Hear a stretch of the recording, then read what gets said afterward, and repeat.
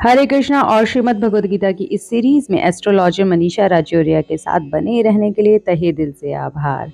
पिछले एपिसोड में हमने जाना कि मनुष्य धरती पर कब कब जन्म लेता है, ब्रह्मा के दिन रात से मनुष्य के प्रकट और अप्रकट से क्या तात्पर्य है, भक्ति योग में भक्त कितने प्रकार की भक्ति करते हैं, शुद्ध भक्त कृष्ण से चाहता क्या है, वो क्यों कृष्ण की इतनी भक्ति करता है, आप किस प्रकार के भक्त हैं, कमेंट्स में ज़रूर बताइएगा। आज के एपिसोड में जानेंगे कि दिन का वह कौन सा समय है संसार से प्रयाण करना चाहिए कि कृष्ण धाम मिल जाए। तो चलिए शुरू करते हैं आज के एपिसोड को। अध्याय 8 के 22वें श्लोक से भगवान अर्जुन से कहते हैं कि भगवान जो सबसे महान है, अनन्य भक्ति द्वारा ही प्राप्त किए जा सकते हैं। यद्यपि वे अपने धाम में विराजमान रहते हैं तो भी वे सर्वव्यापी हैं और उनमें सब कुछ स्थित है। हे भरत श्रेष्ठ, अब मैं तुम्हें उन विभिन्न कलाओं को बताऊंगा जिनमें इस संसार से प्रयाण करने के बाद योगी पुनः आता है अथवा नहीं आता है। भगवान के धाम की व्याख्या ब्रह्म संहिता में पाई जा सकती है। ब्रह्म संहिता में परम धाम को आनंद चिन्मय रस कहा गया है, जो ऐसा स्थान है जहाँ सभी वस्तुएं परम आनंद से पूर्ण हैं। जितनी भी विविधता प्रकट होती है वह सब इसी परम आनंद का गुण है। वहाँ कुछ भी भौतिक नहीं है। यह विविधता भगवान के विस्तार के साथ ही विस्तृत होती जाती है, क्योंकि वहाँ की सारी अभिव्यक्ति पराशक्ति के कारण है। जहाँ तक इस भौतिक जगत का प्रश्न है, यद्यपि भगवान अपने धाम में ही सदैव रहते हैं तो भी वे अपनी भौतिक शक्ति माया द्वारा सर्वव्याप्त हैं। इस प्रकार वे अपनी परा तथा अपरा शक्तियों द्वारा सर्वत्र भौतिक तथा आध्यात्मिक दोनों ब्रह्मांडों में उपस्थित रहते हैं।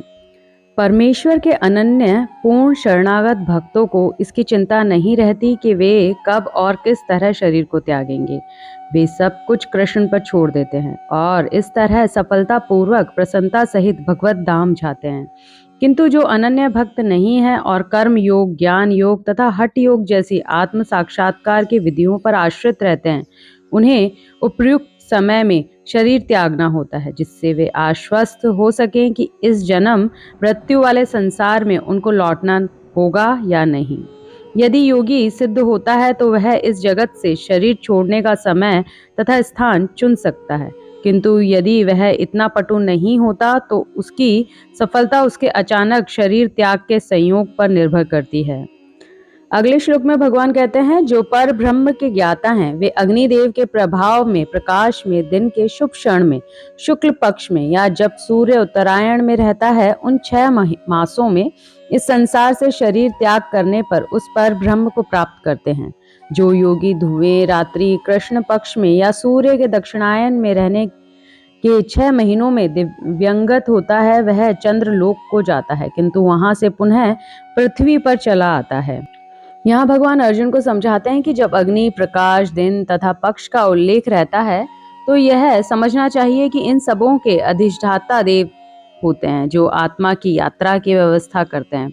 मृत्यु के समय मन मनुष्य को नवीन जीवन मार्ग पर ले जाता है। सिद्ध योगी अपने शरीर को त्यागने के समय तथा स्थान की व्यवस्था कर सकते हैं। अन्य जीव संयोग वश वे शुभ मुहूर्त में शरीर त्यागते हैं, तब तो उनको जन्म मृत्यु के चक्र में लौटना नहीं पड़ता, अन्यथा उनके पुनरावर्तन की संभावना बनी रहती है। किंतु कृष्ण भावनामृत में शुद्ध भक्त के लिए लौटने का कोई भय नहीं रहता, चाहे वह शुभ मुहूर्त में शरीर त्याग करे या अशुभ क्षण में। इसी के विपरीत जो कर्म कांड तथा यज्ञ कांड में निपुण हैं, वे चंद्र लोक को प्राप्त होते हैं और शुभ फलों को भोगने के बाद पुनः पृथ्वी पर आते हैं। अगले श्लोक में भगवान कहते हैं, वैदिक मतानुसार इस संसार से प्रयाण करने के 2 मार्ग हैं, एक प्रकाश का तथा दूसरा अंधकार का। जब मनुष्य प्रकाश के मार्ग से जाता है तो वह वापस नहीं आता, किंतु अंधकार के मार्ग से जाने वाला पुनः लौट कर आता है। हे अर्जुन, यद्यपि भक्तगण इन दोनों मार्गों को जानते हैं, किंतु वे मोहग्रस्त नहीं होते, अतः तुम भक्ति में सदैव स्थिर रहो। यहाँ भगवान अर्जुन को कहते हैं कि भक्त बहुत समझदार है। भक्त को संसार से प्रयाण के दोनों मार्ग पता है। पहला माया के साथ प्रयाण, दूसरा कृष्ण भावनामृत में रहते हुए प्रयाण। जैसा कि पिछले श्लोक में बताया गया है कि जो कोई कृष्ण भावनामृत में रहता है वह किसी भी समय इस पृथ्वी लोक से प्रयाण करे, वह जाता तो कृष्ण धाम ही है। कृष्ण भावनामृत में रहने के लिए जरूरी है अपनी इंद्रियों को कृष्ण में व्यस्त रखो। सभी इंद्रियों को नहीं रख सकते तो शुरुआत किसी एक इंद्री से करो। अगले श्लोक में भगवान कहते हैं, जो व्यक्ति भक्ति मार्ग स्वीकार करता है वह वेदाध्ययन, तपस्या, दान, दार्शनिक तथा सकाम कर्म करने से प्राप्त होने वाले फलों से वंचित नहीं होता। वह मात्र भक्ति संपन्न करके इन समस्त फलों की प्राप्ति करता है और अंत में परम नित्य धाम को प्राप्त होता है। यह श्लोक इस अध्याय का आखिरी श्लोक है। यह श्लोक 7वें तथा 8वें अध्यायों का उपसंहार है। मनुष्य को अपने गुरु के निर्देश में वेदाध्ययन करना होता है। उन्हीं के आश्रम में रहते हुए तपस्या करनी होती है। ब्रह्मचारी को गुरु के घर में एक दास की भांति रहना पड़ता है और द्वार द्वार भिक्षा मांगकर गुरु के पास लाना होता है।